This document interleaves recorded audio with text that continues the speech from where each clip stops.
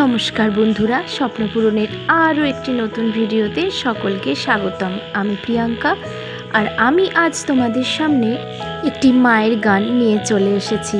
আজ ফলহারিণী কালী পুজো উপলক্ষে আমার এই ছোট্ট নিবেদন। ও মা কালী